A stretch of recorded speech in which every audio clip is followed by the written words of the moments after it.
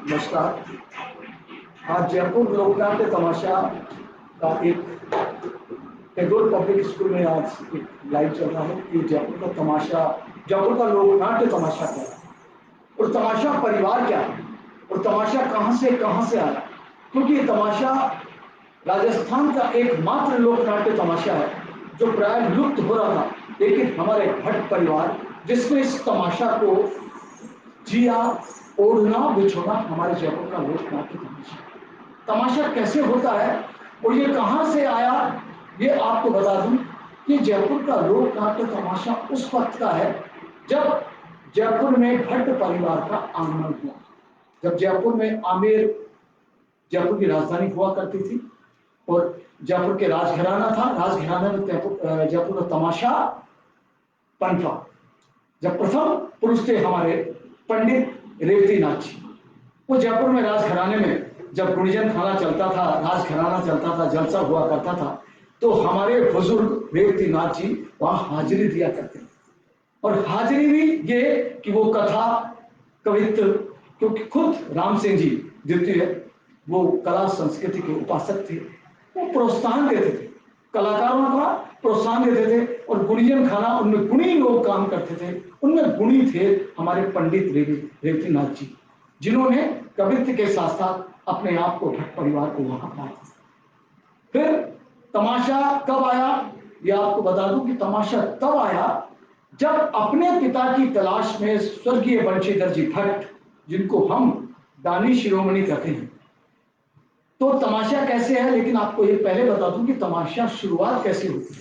तमाशा की शुरुआत होती है पहले लहरिया से, और लहरिया बजता है, ये तबला है, तबले पे सचिन है और हारमोनियम पे मथुरई जी है हमारे भट्ट परिवार के। तो लीजिए तमाशा कैसे शुरू होता है। लहरिया 250 साल पुराना जयपुर का लोकनाट्य तमाशा है।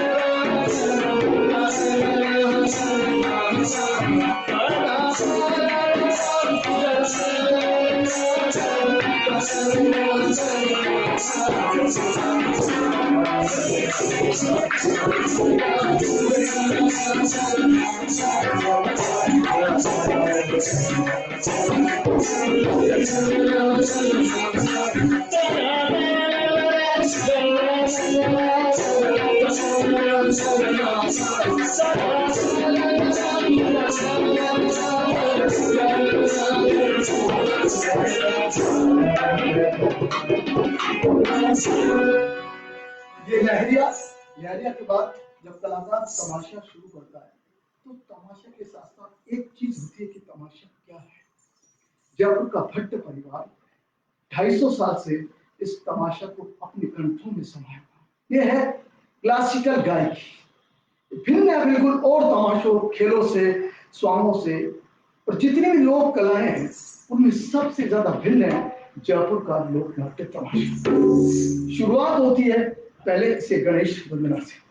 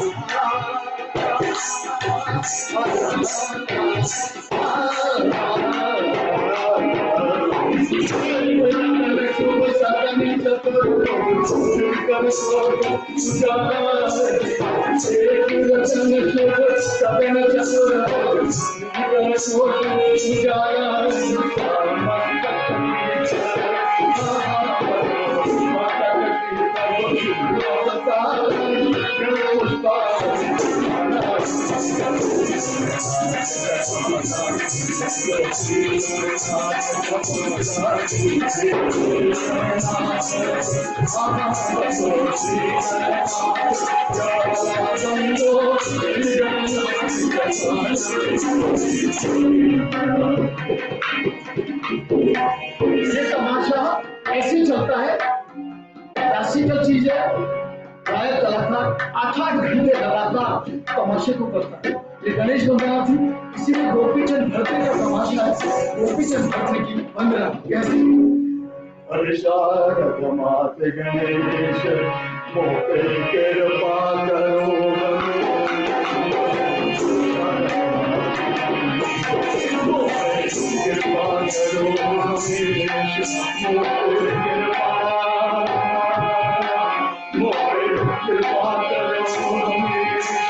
मोटे कृपा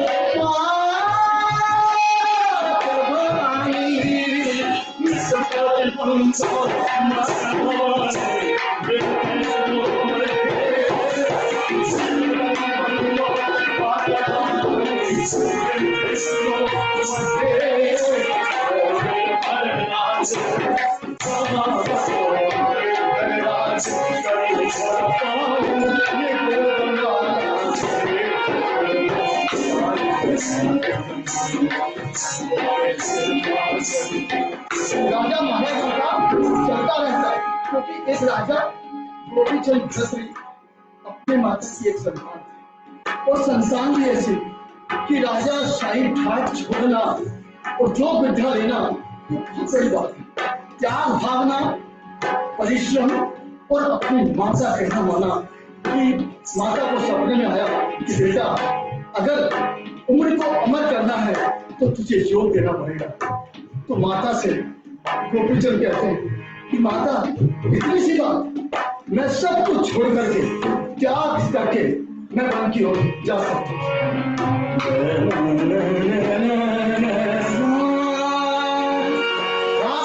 आशा बड़ी जोड़, क्योंकि हमारा तमाशा टोटल बेसिक जिसको कहते हैं क्लासिकल आधारित है। कोई भी कला पूरी टोटल क्लासिकल पर नहीं है।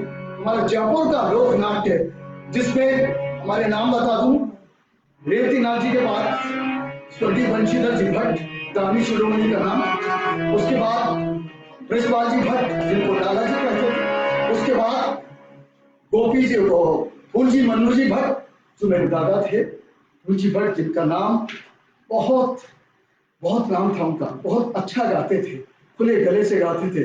और उसके बाद मेरे पिता गोपी जी भट्ट जिन्होंने तमाशा को इतना जिया, 70 साल तक तमाशा की सेवा की। और मैं भी जब छोटा सा 6 साल का था तब से तमाशा को पिताजी को देखता था।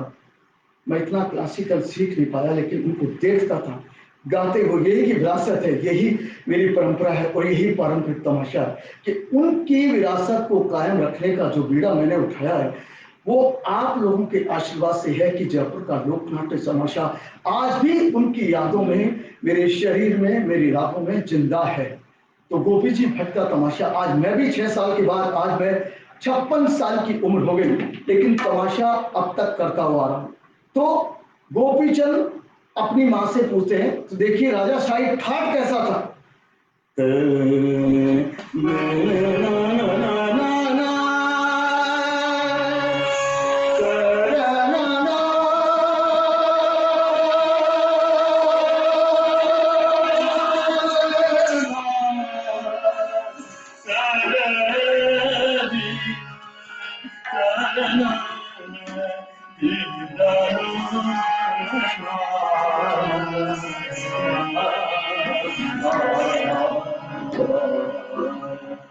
यानी राजा गोपीचंद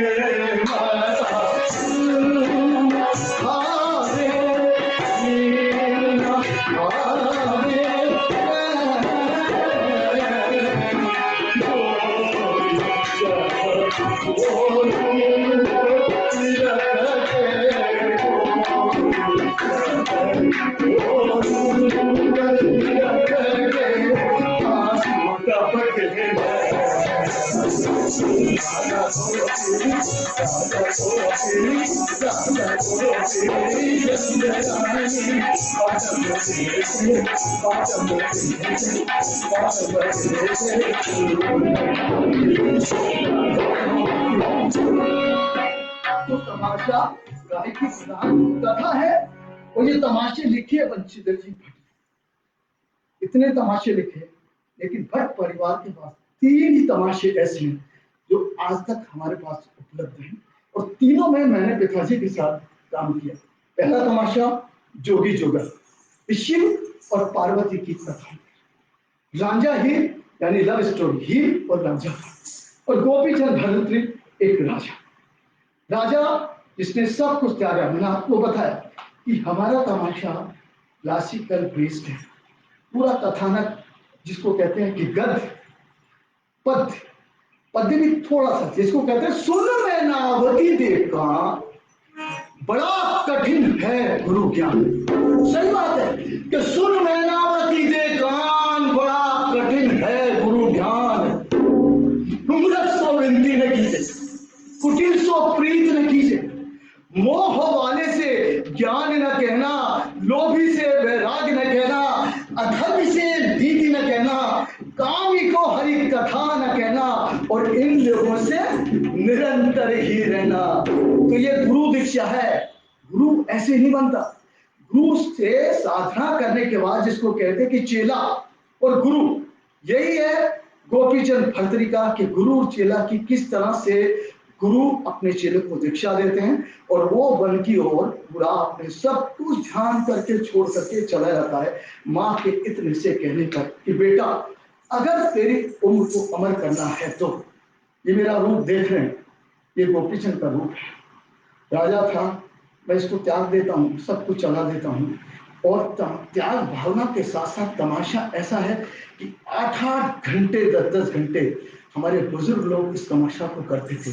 मैं भी आमेर में, फिक्स डेट है अभी 24 मार्च को 2020 को होना था, लेकिन कोरोना लॉकडाउन के चक्कर में हम अपनी परंपरागत चीज को भी नहीं कर पाए। ये मलाल है कि एक परंपरा टूटी है, लेकिन परंपरा को टूटने नहीं दिया। मैंने इस तमाशा को घर से लाइव किया कि जयपुर का लोकनाथ तमाशा क्या है।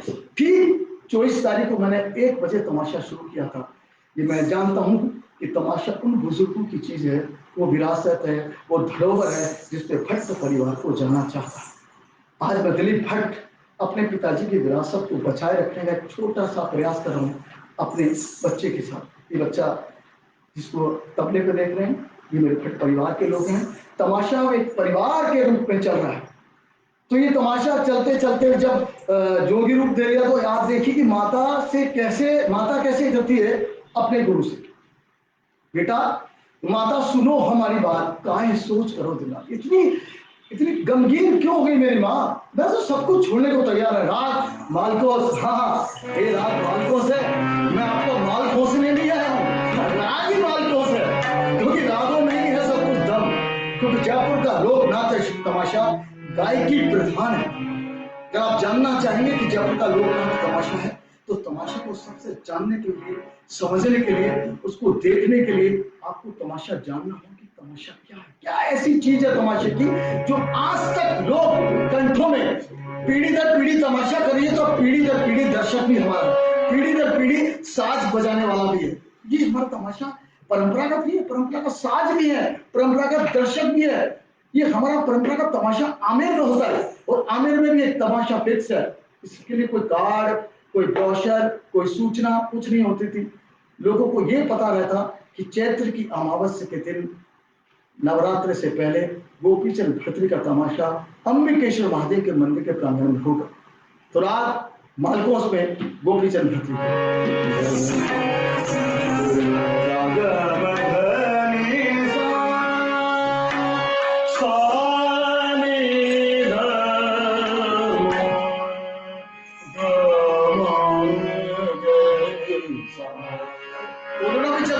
इसका भी सुनना कहाँ का, क्योंकि हमारे बुजुर्ग लोग हैंड टू हैंड बना देते थे उसी वक्त की। इस पे जाओ तो अभी आपको तमाशा, फिर आपको कोरोना में सुनाऊंगा, देखना क्या चीज बनती है।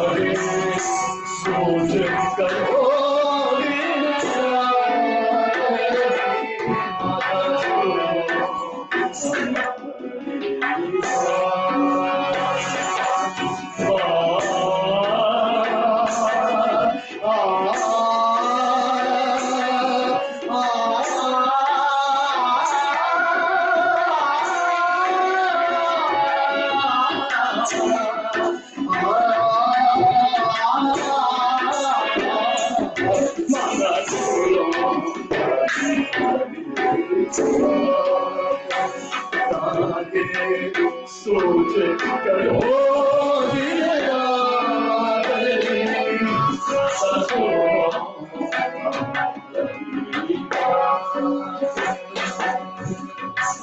कोई तरह को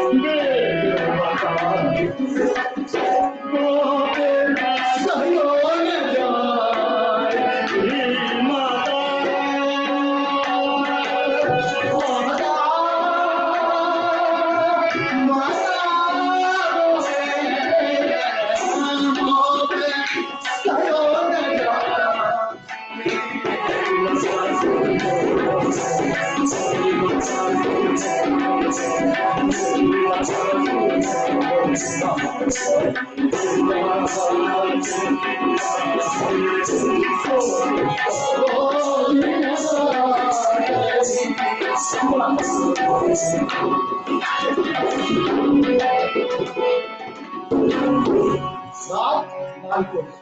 इसके बाद देखो कि तमाशा जैसे जैसे आगे बढ़ता है गुरु वंदना होती है, और गुरु वंदना में किस तरह से पहले बेटे और माँ के सवाल होती, उसको देखिए वो भी गायन शैली में बेटा तू तो लड़का है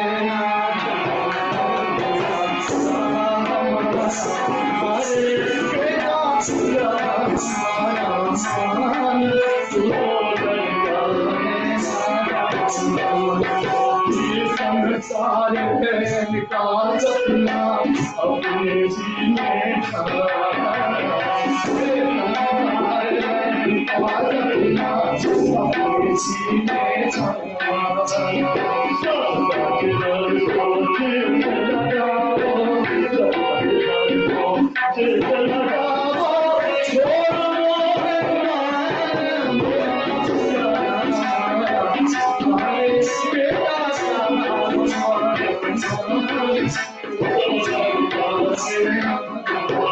बेटा देखो माता को नहीं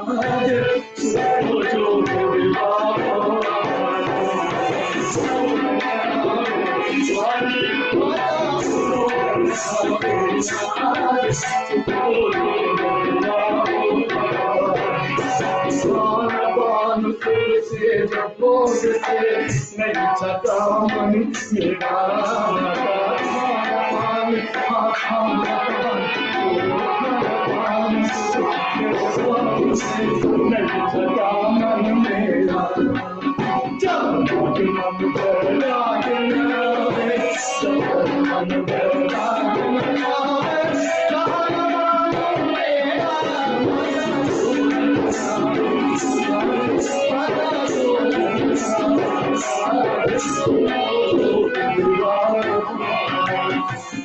माता से बेटा पूछता है कि ऐसी बात, फिर बेटा कहता है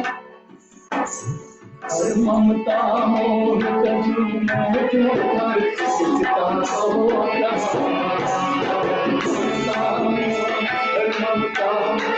ममता ऐसी। फिर देखिए कि कैसे याद करते हैं गुरु को, कि आए गुरु और उसको समझाए कि कैसे चेला और गुरु की बात होती है। रात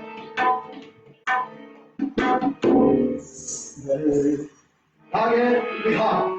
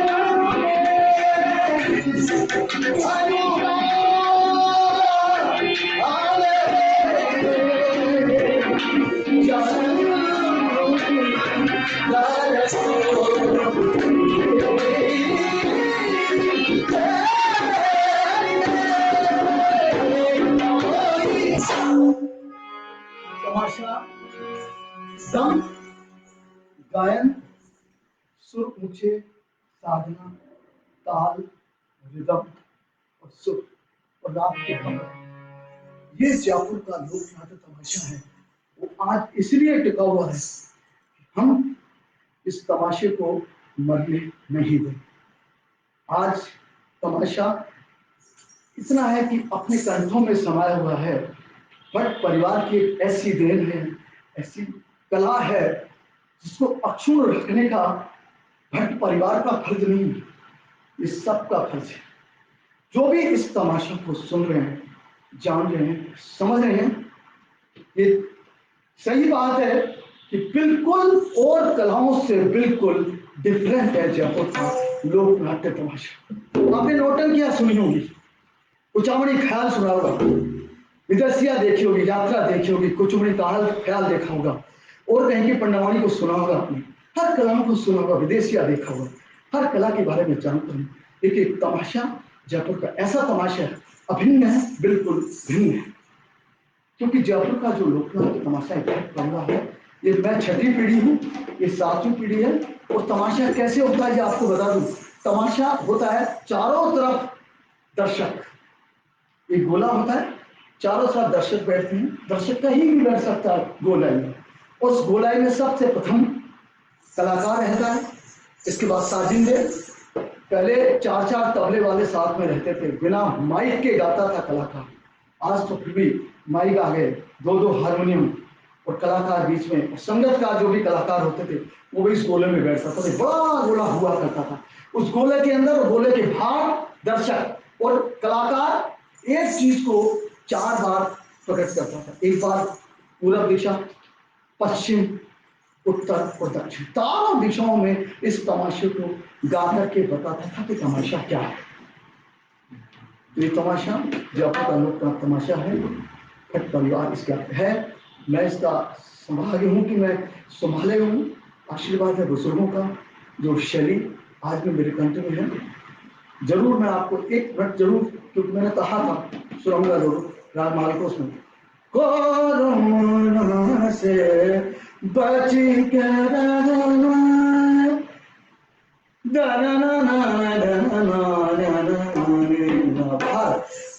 कोरोना से बच के रहना, कोरोना से बच के रहना, ये साथ ये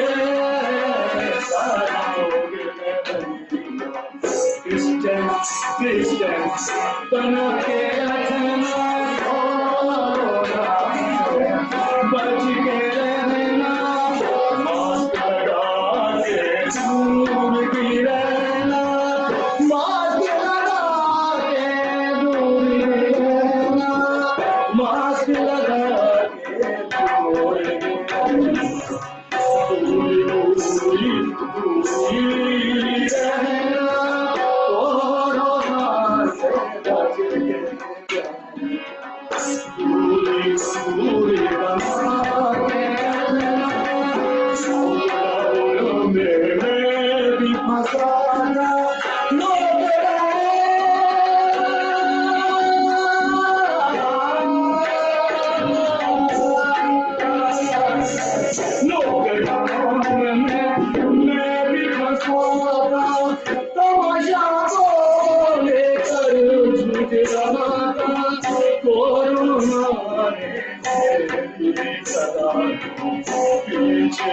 पीछे कर दिया कोरोना से बच के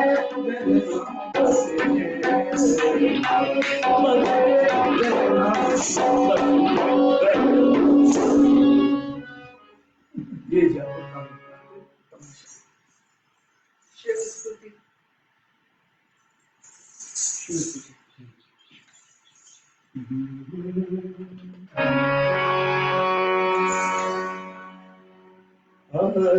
काले भुजंग सिर धरे एक जोड़ी